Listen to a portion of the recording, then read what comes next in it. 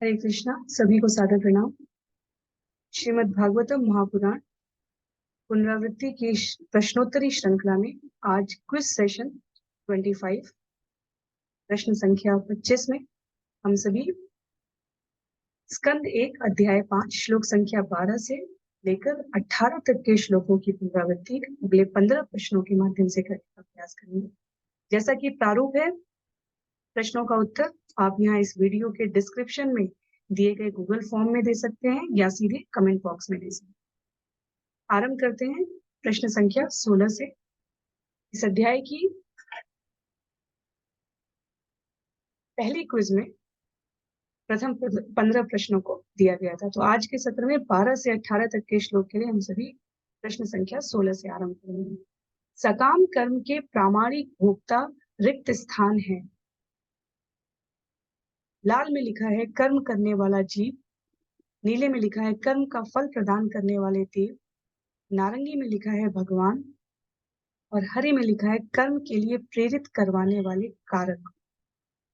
हमें सही उत्तर लाल, नीला, नारंगी या हरा इसका चुनाव करना है। प्रश्न संख्या 17 में निम्न में से कौन सा असत्य है? सकाम कर्म जिसमें लगभग सभी लोग रहते हैं। लाल में लिखा है या तो प्रारंभ में कष्टकारक होता है, नीले में लिखा है या तो अंत में कष्टकारक होता है, नारंगी में लिखा है केवल भगवत भक्ति के अधीन रहने पर ही लाभप्रद होता है और हरे में लिखा है सभी असत्य है। सकाम कर्म जिसमें लगभग सभी लोग लगे रहते हैं, उसका सही परिणाम क्या निकल कर आता है? या तो प्रारंभ में कष्टकारक है या तो अंत में कष्टकारक है। नीले में लिखा है अंत में कष्टकारक के लिए, नारंगी में है केवल भगवत भक्ति के अधीन करने पर ही लाभप्रद होता है और हरे में लिखा है सभी असत्य है।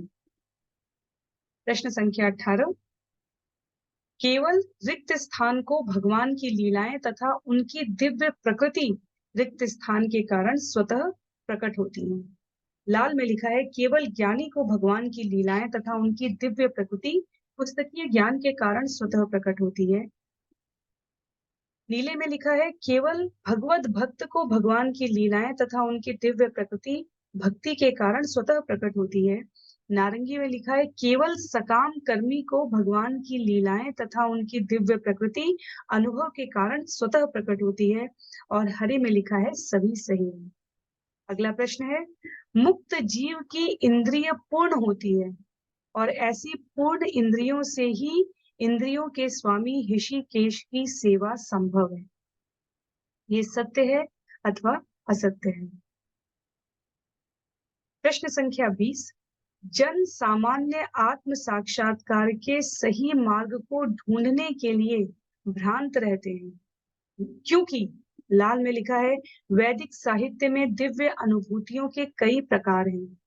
नीले में लिखा है जन सामान्य को ज्ञात नहीं कि भगवत भक्ति में मन कैसे स्थिर करें। नारंगी में लिखा है वैदिक साहित्य का सर्वेश्वरवाद विचलित मन का उद्देश्य स्थिर नहीं होने देता और हरे में लिखा है सभी सही है। तो ये प्रश्न में ध्यान से उत्तर देना है। जन सामान्य आत्म साक्षात्कार के सही मार्ग को ढूंढने के लिए भ्रमित रहते हैं, क्योंकि इन चारों में से जो सही उत्तर है वो हमें चुनना। अगला प्रश्न है प्रश्न संख्या 21 मानव जीवन रिक्त स्थान के चंगुल से छूटने का अवसर होता है।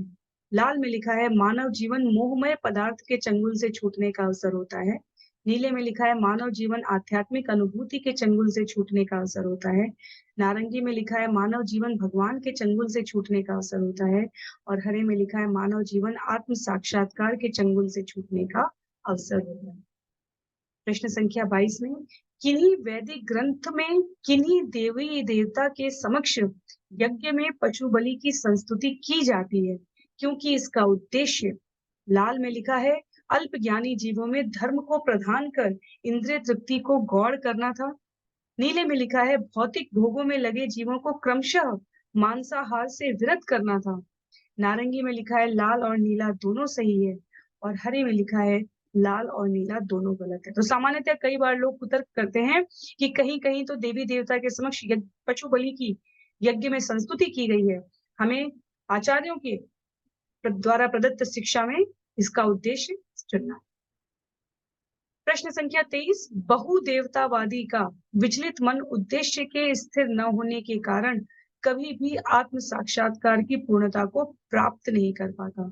बहुदेवतावादी का अर्थ हुआ कि ऐसा व्यक्ति जो इन देवता की, फिर इन देवता की, फिर इन देवता की अपने विचलित मन के उद्देश्य से की पूर्ति के लिए प्रार्थना कर रहा होता है, तो वो कभी आत्म साक्षात्कार की पूर्णता को प्राप्त नहीं कर पाता। ये सत्य है अथवा असत्य है। प्रश्न संख्या 24, सामान्यतः लोगों में स्वाभाविक रूप से रिक्त स्थान की प्रवृत्ति होती है। स्वाभाविक रूप से भोग करने की प्रवृत्ति होती है, स्वाभाविक रूप से प्रभुता प्राप्त करने की प्रवृत्ति होती है। लाल और नीला दोनों सही है और हरे में लिखा है सामान्यतः लोगों में स्वाभाविक रूप से भगवान के साथ अपने भूले संबंध को स्थापित करने की प्रवृत्ति होती है। तो व्यवहारिक रूप में हम अपने आसपास अधिकतर क्या देखते हैं सामान्यतः लोगों में, वो इस प्रश्न का सही उत्तर है।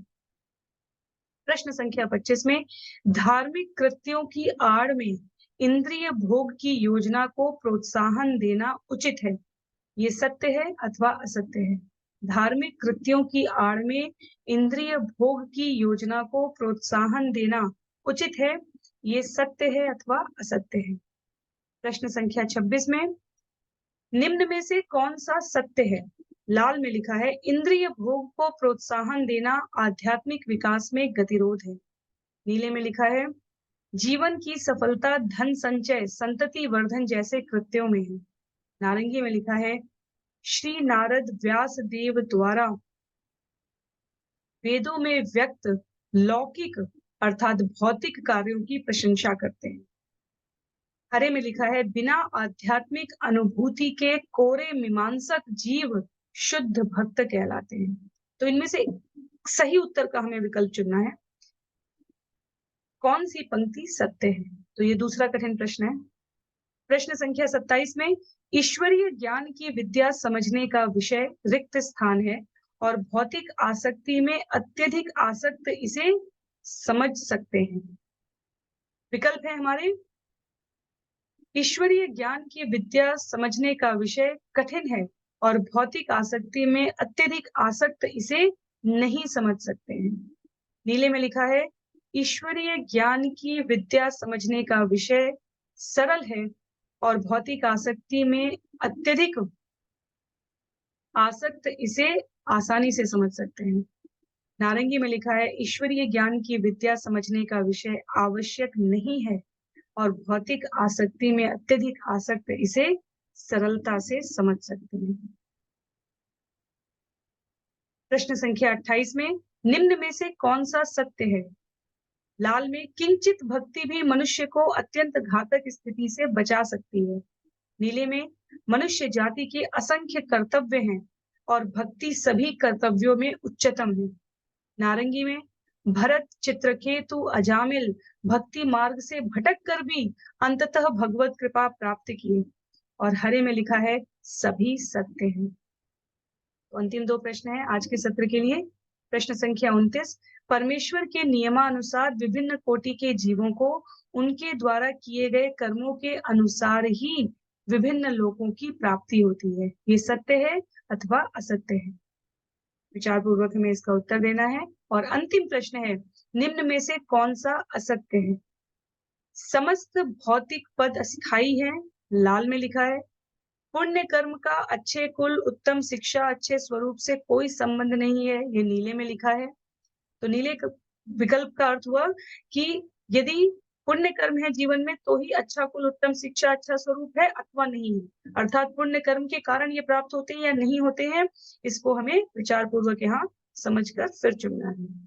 नारंगी में लिखा है सर्वोच्च ब्रह्मलोक से लेकर पाताल तक पद कर्मानुसार बदलते रहते हैं और हरे में लिखा है दुख तथा मिश्रित सुख इस भौतिक जीवन के दो लक्षण हैं। तो आज के प्रश्न पत्र में 3 कठिन प्रश्न रहे हैं ये, और ये तीसरा कठिन प्रश्न है। इनमें से हमें क्या असत्य है उसका चुनाव करना है। तो प्रश्न संख्या 30 पर ये क्विज सेशन 25 यहाँ समाप्त हो रहा है। आपको अपने उत्तर या तो डिस्क्रिप्शन में दिए गए गूगल फॉर्म में देने हैं या आप कमेंट बॉक्स में दे सकते हैं। कमेंट बॉक्स में सबसे ऊपर आपको क्विज सेशन 24 प्रश्न संख्या जो हमारी रही है पुनरावृत्ति के क्रम में, उसके 24 सत्र का उत्तर उपलब्ध रहेगा। सभी को बहुत बहुत आभार। हरे कृष्ण।